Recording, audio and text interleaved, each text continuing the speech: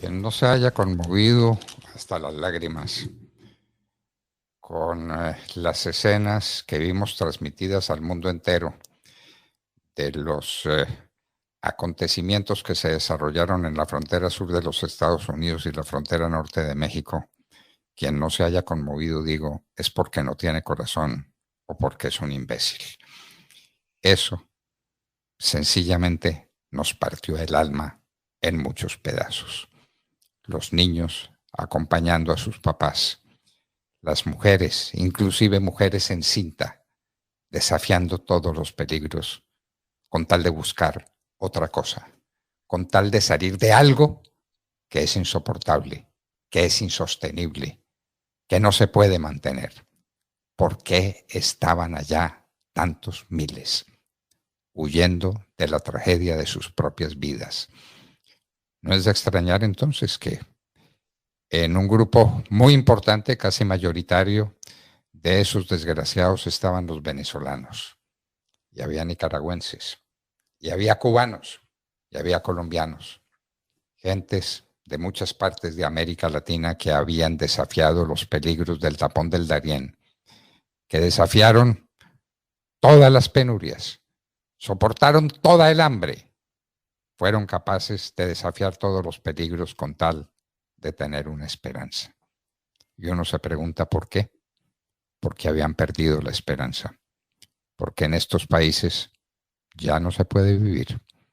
Lo que está pasando en Venezuela es inenarrable. Cuando un niño de 12 años tiene que buscar comida en la basura y muere intoxicado, es porque algo muy terrible está pasando. Cuando en Cuba sucede lo que sucede y ya se atreven los cubanos a salir a la calle en señal de protesta, desafiando un régimen absurdo y tiránico al que se le quieren dar no sé cuáles garantías y no sé cuáles ventajas en la nueva orientación que tiene la política en los Estados Unidos y en América.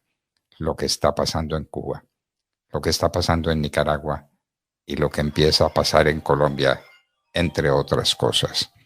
¡Qué horror! ¡Qué horror! Pero hay que ir a las causas. Y uno se tiene que preguntar por qué los desesperados estaban allá en la frontera. ¿Qué era lo que estaban pidiendo?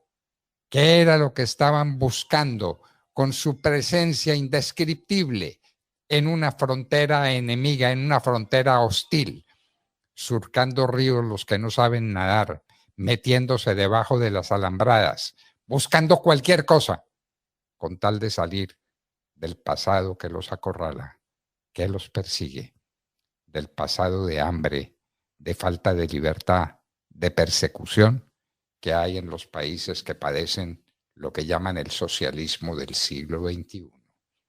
Hay que ir a las causas. No se puede atender solamente a los efectos.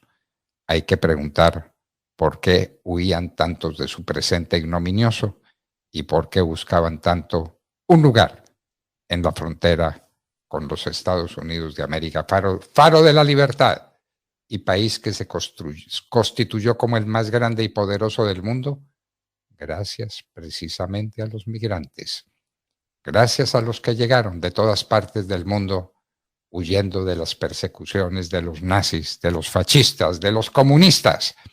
Allá llegaron a Estados Unidos y construyeron semejante nación poderosa, inmensa, que sigue siendo el foro de atracción para todas las desgracias y para todos los pesares. Las causas de lo que está pasando en la frontera sur.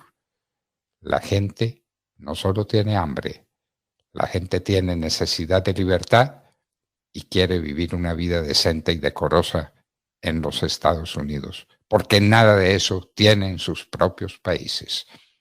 Los regímenes totalitarios de Cuba, de Venezuela, de Nicaragua y ahora, desgraciadamente, de Colombia, hacen presencia en la frontera sur y se expresan como se expresan. Entendámoslos, oigamos esas voces, respetemos ese dolor y seamos solidarios con esa angustia. Lo que pasa en la frontera sur de los Estados Unidos no puede ser indiferente para nadie. por favor, seamos sensatos y preguntémonos por qué están esos hombres, esas mujeres, esos niños sufriendo tanto, padeciendo tanto, buscando qué y huyendo de qué. ¿De qué estaban huyendo o de qué siguen huyendo los migrantes en la frontera sur de los Estados Unidos? Es la pregunta que hay que hacer. No si se los va a deportar o no se los va a deportar y a qué sitio pueden ir para pedir asilo. Esas son cosas circunstanciales, de forma, de momento. Lo sustantivo y lo profundo es ¿por qué huye tanta gente del país que fue su patria, de su paisaje, del sitio donde están sus amigos? ¿Por qué huyen? ¿Por qué se van? Porque no resisten el socialismo del siglo XXI. Por eso eran tantos los venezolanos y los nicaragüenses. Por eso son tantos los cubanos que siguen desafiando la bravura del océano con tal de llegar a una playa en los Estados Unidos. Así no le guste al gobernador DeSantis, que parece desconocer lo mejor de la historia de su propio estado, de la Florida, un estado de migrantes y de migrantes cubanos principalmente, que salieron huyendo del régimen atroz de Fidel Castro.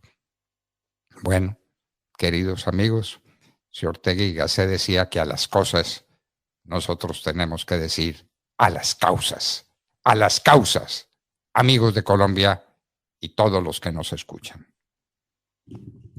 El editorial 6:41 minutos. Es tiempo de ahorrar.